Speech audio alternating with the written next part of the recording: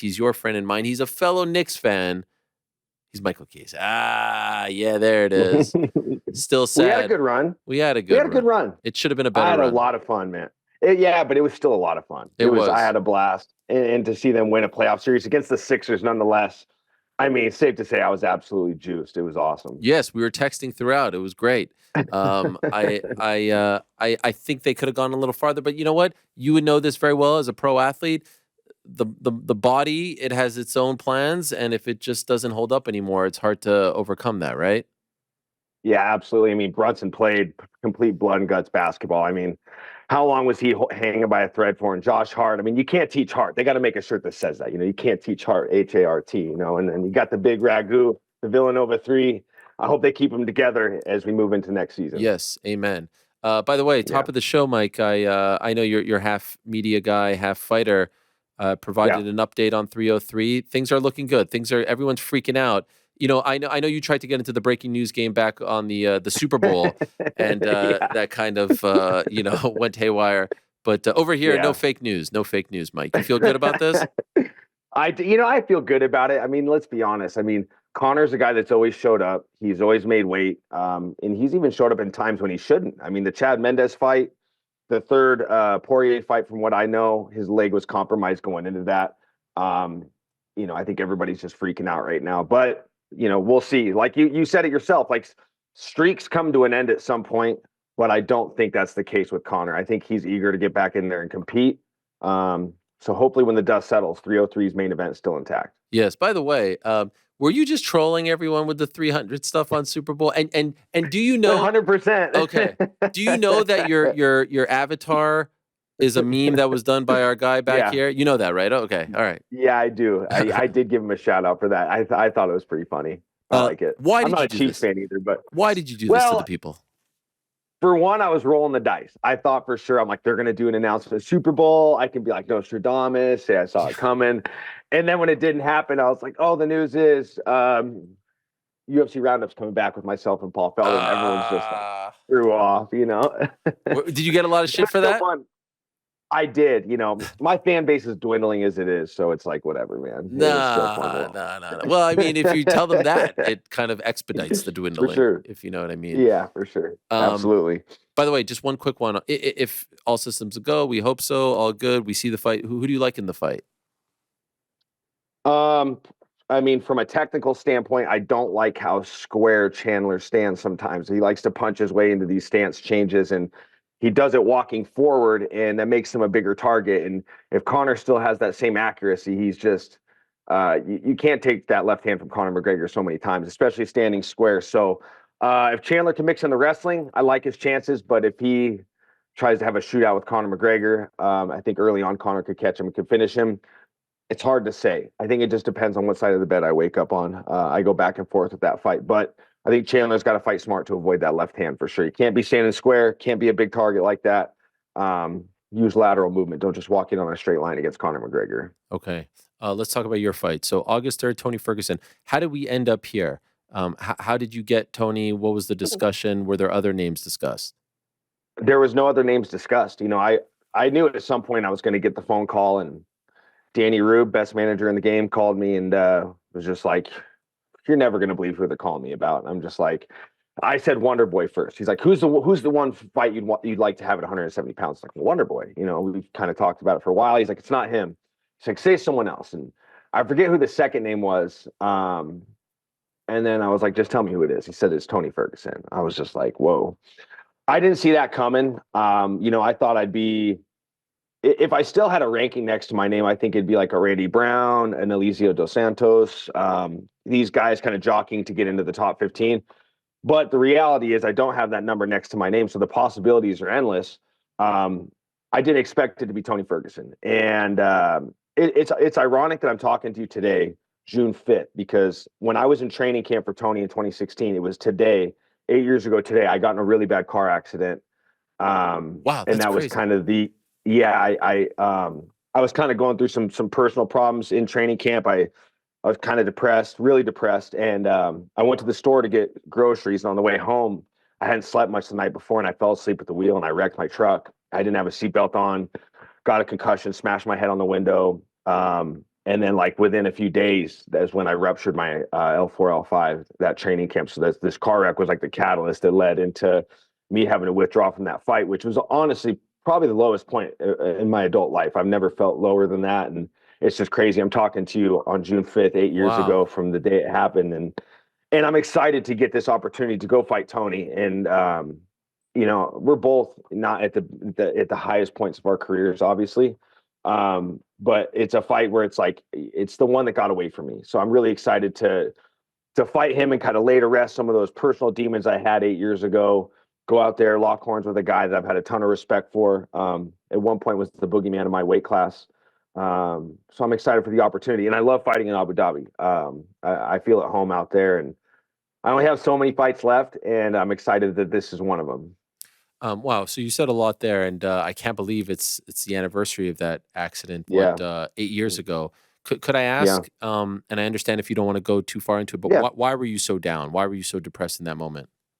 Without getting too far into the weeds, and I say this now because she's passed, but the mom that everybody knows and has seen that came in the octagon with me after the Ultimate Fighter, the one I ask people not to talk about, that's actually my stepmom. I have a biological mom, and we don't have a relationship. And she passed on at the end of last year, but she kind of started to come back into my life, and it just kind of brought back a lot of old demons, a lot of old things from my past, from my childhood, and things that I'd kind of compartmentalized for a while, and they just kind of boiled their way back to the top, and amidst this training camp, and it just kind of that's what kind of made things come to a head. So Okay. it's not something that it was old stuff, and at some point in my career, when it's all said and done, there's a lot more to my story I've never told. I just don't want that to be what I'm defined by. I don't want to be defined by my rough upbringing and things like that. Like I'd rather be defined by my fights, the things I've done as a competitor. And then when it's all said and done, there's a little story to tell to go with it. But that's why I've never really talked Fair about it too enough. much. Totally. I'm just Yeah. curious, privately, like, have you talked to someone, like a therapist or someone, to come to terms with some of these Yeah. feelings? Yeah, I'm very blessed. I know I've brought him up before, but my uncle Joe, he's a Yeah. sports psychologist for the Tampa Bay Buccaneers. So it's whether it's things involving competition, things involving life. I mean, not only do I love him, he's my family, but it's a very well-educated man that understands not only the psychology of a human being, but especially an athlete, and how things in your personal life can affect you as a competitor, and how to find a separation from the two and kind of deal with those types of things. So it's an invaluable asset. I mean, Amazing. I'm very blessed to have him on my side. The reaction to the fight announcement last week was an interesting one, because it came at the same time as the Nick Diaz Vicente Luque announcement, and people are like, "Well, why doesn't we feel more comfortable with Ferguson fighting Diaz, given where they're both Yeah. at, and maybe you and Luque could fight again or something like that." What was your reaction to the reaction? People seem somewhat torn on the idea of him continuing to fight, considering the 7-fight losing streak. Yeah, there's definitely people that are like sending me messages like, take it easy on him, please let him win. I'm like, you got to remember, dude, at the end of the day, this is still Tony Ferguson. Mhm. And he's not fighting a guy that's in his 20s on a win streak. He's fighting a guy that's 36 and his 0-3 in his last three fights, So it's like, it's not like they threw him to the wolves. But it's a fight that honestly makes sense. And I like the idea of fighting Vicente Luque again. That's a fight where I feel like I beat myself more than I got beat by the better man. But this is the fight that they offered, and this is the fight that I'm going to take. It's especially given the history, it's something that I would like to just be able to say I went out there and did the dance with him. And look, at the end of the day, if he beats me, he beats me. It is what it is. But it's not like he's getting thrown in there with some young whippersnapper. And I understand people like the idea of him fighting Nick. He fought Nate in the past and things like that. But this is the fight, and people got to deal with it. And for Nick too, people got to remember who Nick Diaz is. Nick Diaz doesn't come back and ask to fight Tony Ferguson. You know how Nick is. Nick Yeah. comes back and, I want to fight Kamaru Usman. I want to fight Colby Covington. I want to fight the best guys. Like Nick, even if they offered Tony Ferguson, do you think Nick's going to take that fight? Probably not. Nick wants to fight the best guys. So this is the next best thing he could get is Vicente Luque, a guy who is top 5, who's top 10. That's the fight that Nick wants. I honestly think Nick would turn down the Tony Ferguson fight because Nick still believes he can compete with the best guys in the world.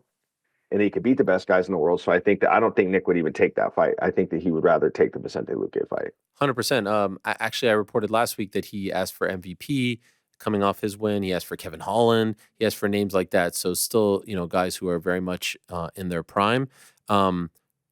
You haven't fought since the Holland fight, and Yeah. and afterwards, I'm just curious. Holland won this weekend, of course, but like I Yeah. rewatched his post-fight press conference, or it was his scrum after the fight, and he wasn't very complimentary, and he was kind of kicking you while you were down. And Yeah. I wonder how you took that. Like sometimes guys say things before a fight, but at the end you're like, you're a legend. Much love, much respect. Yeah. But that wasn't the case. How did you feel about the things that he was saying afterwards? It's at that point in time, you want to talk about throwing salt on an open wound. It's like, especially after the fight, I grabbed him after he beat me and I was like, dude, you got all the tools to be world champ. And he like almost kind of ripped into me about it. He's like, I don't care about that stuff. And I'm just like, okay, my bad. I'm just being complimentary of you. And then the things in the post-fight press conference, be telling me I should retire and things of that sort. And it's like, did I take him to heart at the time? For sure. That was not everything going into that fight was a challenge. I had a camp before to fight Li Jingliang in Miami, a good fight, the right fight. Him coming off a little bit of a layoff. I'm coming off a layoff, and then I lose that fight. I don't get to compete. I don't get to shake the ring rust, and then I'm thrown in there with the most active guy on the roster. So it's like it was an uphill battle from the start. So I was going through it a little bit mentally, and then I just didn't show up. And that's the biggest thing for me, Ariel, is like it. Look, even if I showed up at my best mentally, I was there physically. Physically, I was in 10 out of 10. I was in phenomenal shape. Mentally, probably in the negatives. And even if I was there mentally at my best, yeah, there's a good chance he could still beat me. But for me, it's like just feeling like myself is what's most important. And it's like when I go back and look at like my fight with Sean Brady, I left that fight without any bullets left in my gun. I shot every shot I had, left exhausted, felt like I competed hard, even though I didn't get the desired result.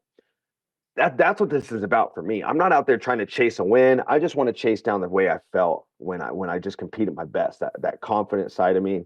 That's what I'm trying to bring back. But there was definitely a low point after that Holland fight where, look, you're only as good as your last fight, and that saying is kind of lost. It lost its meaning to me for a long time because I'm so blessed to be surrounded by people that love me. I don't have yes men around me. It doesn't matter if I win or lose. The same people are going to call me and text me every single time. But that Holland fight definitely stung pretty bad. So for me, it's like I just want to go out there on August 3rd and just compete at my absolute best and just feel like myself. I don't really care about the result. I just want to feel the old me. I just want to feel that confident side of me. But I do believe if that confident side of me comes out, then I'm going to get the win. By the way, after Holland, did you consider walking away? Honestly, the only time in the heat of the moment was when I pulled my gloves off in the octagon and I just was like, stop. You're not done, dude. You're not washed. You're not old. You're not getting punched around. I'm aside from my back injuries, I haven't taken a ton of damage. Your mind thinks of a lot of things in the heat of the moment, but no, I got home and I knew I wasn't done, but the reality is I don't know how many I have left. Let's just be honest. Like I'm not usually this whole time I've been in the UFC, it's all about chasing the title. And I've gotten pretty close a few times. Let's be honest. Like I beat Vicente Luque. I could have been fighting Kamaru Usman. If I got to fight in Brooklyn, I could have fought Habib. I've been right in the mix. Had I beat Tony and when we fought in our main event, I would have been fighting Kevin Lee or if I would have beat Kevin Lee, I would have fought Tony for the interim championship. I've been right there. It's all been about chasing the title. But right now it's like, I'm not chasing the title right now. I'm just chasing down me. I'm chasing down my old self. That's what I'm chasing. I'm chasing down that feeling again, because if this did happen to be the last one, I want to say I got to feel that one more time. And it's not even about the result. It's just about the way I feel. Mm-hmm. So, but who knows? I go out there and kick ass and get the job done in emphatic fashion on August 3rd. Maybe I go back to chasing the title. Who knows? But for now, it's like I'm the road to gold. I got to pivot. I need to focus on chasing down myself. That's what's most important to me right now. So this will be essentially a year since the last fight. Yeah. Any particular reason for the layoff? I just was not mentally ready to compete. And Sean and I talked about it, and it kind of like the date was like, oh, I want to go December, and then back started kind of started to flare up, and then just kind of got engulfed in work and training other guys. And I'm always in the gym. I'm not a guy that comes off the couch and jumps into camp, but I guess I was just kind of waiting for the opportunity and the phone call to just happen, and it's just happened to be at this time, you know. But this was definitely like I was getting to that point where I'm like, hey, I'm approaching a year. I want to fight this summer. I'd like to fight before Labor Day. So everything just worked out. And I feel like this fight's just kind of meant to be. This is the fight that's meant to happen. This fight's meant to be. And people can say what they want about Tony's the current state of his career, but I'm training for the guy that was on the 12-fight win streak. I'm not thinking about the shortcomings. I'm in the same boat as him. I'm training for the best Tony Ferguson. I'm training for the guy I was supposed to fight 8 years ago. In March, when you were working the desk, I think it was after a Peyton Talbot fight, you had a great moment there where you talked about, hey, as an older guy, here's some advice for the youngsters out there. And you said essentially two things. Number one, always have a name in that 60-second post-fight interview. Don't just say anyone, because you can control your destiny. You can grab the bull by the horns. And number two, stick with the team that got you here, right? Stick with those guys. You may feel like some sort of pull to go elsewhere when you make it to a certain point. Like the guys who got you here are the ones that are going to have your back and keep you prepared. Perhaps a silly question. I know you've been with Rick Little and the whole team over there in Washington. Are you sticking with the team in this last chapter, if you will? Okay, you are. Yeah, for sure. And it's like, look, I love training in Las Vegas, and I'm there all the time with work, the amenities, the PI, John Wood, you know, Coach Casey. There's so many good coaches and training partners, and the environment's great. But when I'm just looking at the big problem for myself, it's mentality. It's never training. Like I don't shy away from hard practices. I don't run from the hard work. I'm always in shape, but I fight my best when I train at home. I really just up here. I don't know if it's because I'm waking up every day and I'm reminded by what I'm fighting for. Because I've done almost everything I want to do myself. I want to provide for my wife. I want to do good things for my family. Maybe waking up here is what's better for me, and it gives me just knowing what my why is. I think that's most important. So I'll get some time training in Las Vegas. We're going there next week for Brady Houston's fight. And I'll get some time in out there training, but I'm doing camp from home, man. I started with this team. I'm ending with this team. It's always going to be Rick Little, Austin Arnett, and Sam Cecilia in my corner till the wheels fall off. You know, and this isn't me discrediting any coaches or anybody. I've been so blessed to be around so many amazing people in the sport. Got to make a lot of great friends, people I call family now. But this is the time for me to just train at home. And I'm actually, as we're talking, there's guys showing up here. I'm building a Cowboy Cerrone style BMF ranch in my backyard right now. So I got like a lot of construction going on. So I think that if there's any indication, I definitely have plans to keep fighting for a while, because I'm trying to, like, if I'm going to train from home and I'm going to close this chapter from here, I'm going to do it the way I want to do it. And yeah, I love that. That's where I'm at right now. You tweeted just a couple of days ago, May 30th, 2008, 16 years ago on that specific day was your MMA debut. And I'm just wondering, like, and we're showing the photo now, and it's crazy how young you are. I mean, it doesn't feel like that long ago, 2008, but I guess it is. Right. That kid right there, like if someone would have told him that it would kind of play out like this, where you don't fight for a UFC belt perhaps, and you don't get to climb that mountain, but it's a pretty damn good career with, you know, some great longevity in the toughest and best organization in the world, you think he would be content? You know, I have to remember where I came from. Like, if you knew where I came from in Otis Orchards and the upbringing I went through, I was a bullied, fragile child. Like, I pursued this because I wanted to be the furthest thing from who I was. And I was a broken, beaten, fragile kid. And I was like, I just want to be a fighter, because that is just the polar opposite of who I am. And I feel like that's what I need to be. I need to chase down the thing that's going to pull me away from these feelings. And I remember that night when I fought that fight, my best friend growing up, who knew the ins and outs of everything I've been through, he literally called me and he was like begging me. He's like, please don't do this. He's like, you're going to get yourself hurt. Like, I'm begging you, don't go through this. And I was just like, dude, I have to do this for myself. And when I see that picture and I know where I've came from, even though I didn't get to the top of the mountain, and I may never get to the top of the mountain, I already won. Like, dude, I didn't go to college. I grew up in a broken home, severe alcoholism in my family.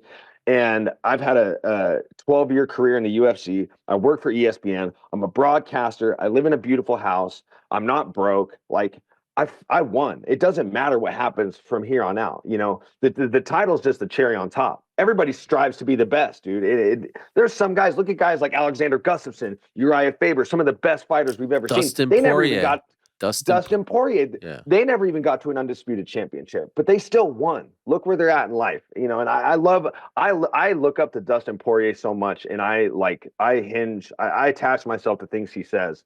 And when he said that, like, I already won, I won life. I'm like, dude, I never thought of it like that, because it's always been about the title. And it's like, look at the big picture, dude. My life is amazing, and it's all been from this sport, and it's all been from this pursuit of just chasing down becoming somebody that I just was not. And landed me here talking to you. Yeah. Can't be that bad, right? When he's speaking, I'm sure it hits you differently than it hits someone like you. You've walked those miles. You've been in his shoes, right? I know you don't have a daughter, like it's specific stuff, but like when you hear him in the post-fight presser or interview on Saturday, I'm sure it hits you right in the heart what he's saying, right? Oh, for sure, because I can relate, you know. And his career is, what's a world championship gonna? I mean, it doesn't do that much more for it, because he's already known as just one of the best. I mean, this is a guy he's been must-see TV. He's so fun to watch. And he's like a combat sports philosopher. There's just so many things he says that just like, for you, they probably resonate with you, because when Dustin speaks very well, he's a very intelligent guy. But like as a fighter, like you hear these things he says, and it's like, holy cow, they go so deep. And it's like, obviously I've looked up to him as to who he is as a fighter, but I look up to him more for who he is as a man, and his morals and the way his outlook is on things. Yeah, he's one of one, to say the least. Yes. Are you familiar with this Chiesa curse? Yeah, I am. I'm the one that came up with it. Really? I came up with, yeah, it's my job, dude. I'm an analyst. Sometimes I got to think of weird things and break down fights. How do you figure that out? That is so it's every fighter who you beat in the UFC lost their next one. Every single one. Every fighter who's beat me has lost their next one. So I figured it out when Bilal was fighting Vicente, because Vicente's next fight was Bilal, and I worked the desk that night, and I remember I'm just kind of going through my notes. I'm like, oh, Vicente's going to lose this fight. Not because it's the curse. It's the Chiesa curse. It's a real thing. And then Kevin lost to Jack Della. Brady lost to Bilal. Vicente lost to Bilal. Joe Lozon lost to Iaquinta. Masvidal lost to Rustam Habilov. Who else is there? Pettis lost to Ferguson. You know, someone made a whole video about this on YouTube a couple months ago. I did not. Yeah, your fight and then the next fight. It's a crazy thing. Yeah. I should tell my opponents to think twice. Yeah, like, exactly. Hey, it's either I beat you or you lose your next one. So, you know, pick one or the other. What is your relationship with the Battlefield Fight League? Because I saw you doing the Dana White face-offs there in the middle and all that. Are you a part of the promotion, or were you just brought in as a guest? No, I have a great relationship with Jay Golshani. He's the guy that owns Battlefield, him and his family. But I fought for them years ago, and right now one of my teammates, Ashton Charlton, who's making his way up, that's who I did the face-off for, was Ashton and his opponent for the RMF title. So I've been working with them doing commentary. Jay and I have a good relationship. I fought like my second pro fight out there years ago. So, and it's always in Vancouver. It's a pretty sweet gig, dude. Like every time I go to work, I'm up in Van City, which is beautiful. Yeah. And you know me, I love Canada, Ariel. I'm a half an hour from the border. So it's amazing. So it's cool working for them. They're good people up there, man. I mentioned the desk. You're still doing great in every facet of the broadcast world, and I know that you have wanted this for so long. A couple weeks ago, you got to call those Road to UFC fights in the middle of the night. I think 3 to 7 a.m. local time with John Gooden. How difficult is that? Because the brain works a little slower in the middle of the night, right? Yeah. Well, the first night was pretty easy. The first night was like pretty excited. You know, I feel like I timed my sleep right. But then like the next day when you're getting off work at like, I think we got out of there at like, we went and got breakfast. And I was back in my room by 11 a.m. And I'm trying to go to bed. And it's like, you know, it's Vegas, it's loud, it's EDC weekend, whatever. But we pulled it together the second night, got the job done. And I'll be calling the semifinals in August. So it's great, man. It's like progression. You know, it's like I kind of look at like that mountain, climbing that mountain, getting to call live UFC fights. I like, maybe that's my new title chase. You know, maybe that's the next mountain I'm going to climb. You know, if I close this one out without a world championship, like maybe I'll get some satisfaction in pursuing that goal, because I feel like I'm right there. You know, I work very hard anytime I'm working the desk or getting the opportunity, even call regional fights. When I'm working up in Canada, I'm putting in hours and hours of work. I'm not one to cut corners and try to lean on my intelligence and the time I've been in the sport. I study these guys. Um, so it's you know, it's one of those things where I feel like if I put in the work and I produce the results, I think I'll get there in due time. But that's definitely like a big that's the other mountain to climb for me, is someday be sitting next to Paul Felder and calling some UFC fights. Paul Felder particularly, that's my guy. Why is it? I know you do the show with him, but is it because you think he's one of the best at it, or you just have chemistry? I think we have good chemistry. I mean, I can talk to any of these guys. You know, these Right. I consider them all friends. Bisping, Dominic, DC, even though DC loves to bust my balls. I have good chemistry with all of them, but I'm big on manifestation, bro. Like I'm a big time like I'm always about like manifesting the desired result. Like I'll never forget when I was when Cody McKenzie was on The Ultimate Fighter. He gave me an Ultimate Fighter T-shirt, and I remember sitting in my room holding the T-shirt, looking at the logo on the shirt, and I was like, "It's gonna be a piece of glass someday." You know, I'm manifesting. This is gonna be Wow. a glass trophy. Holding this T-shirt, and sure enough, if you go back and watch when I got the glass trophy, I said it feels just like I thought it would. So Wow. when I think about manifesting commentary with Paul, it's just because getting the reps together on the show, you know, him and I working together, and just the way we talk, I'm like, that's just part of my manifestation. Is my first UFC commentary gig, I'm going to be next to Paul Felder. I hope no one takes offense to this. I think of Yeah, all, I am most interested in the interviews. Right, that's what I love doing the most. I've never wanted to be yeah, a play-by-play guy or an analyst. I love the interviews. I think of all the people, and I think the roster is fantastic. The broadcast roster. I think Paul yeah. is the best post-fight interviewer on the UFC roster right now. If you watch him work, you see that he listens and then he asks follow-ups. He gets right to the point. There's no BS questions. Like he asks the pertinent questions. I think he does such a good job. I'm always so impressed with him. Yeah, and I think he's very. There's something about him, and as I say this, I can't put my thumb on the why, but I just feel like fighters just feel very comfortable with him. They Mm. relate to him very well, so I think it's easy for them. I think Paul can draw out good answers from his questions because I think fighters feel very comfortable with him. He speaks very well. He's an intelligent guy. Um, yeah, I can see that. I agree. He does a very good job with his post fight interviews. He does a good job in general, except for when his friends are fighting. When his friends are fighting, Yeah, he it's struggles tough. a little. It's tough. He I struggles. don't blame I him. can't imagine, dude. So does Oh, DC. our So losing. does DC. They all Yeah. do. I mean, it's just that's just life. That's just humanity. Okay, I'll let you go on this. Yeah. You talk about like manifesting what are you feeling for August 3rd? How does this play out? A vintage win.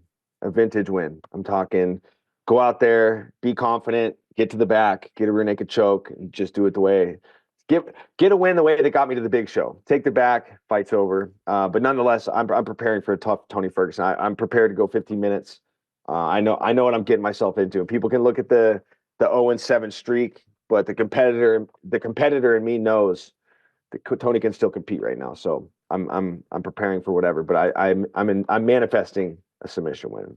That would be wild. Dana White said on Saturday, win or lose, he wants Tony to retire. So you could end up Yeah, being that last fight for him. And I know yeah, that's a tough for spot sure. because no one wants to be the guy to retire Tony Ferguson because he's beloved.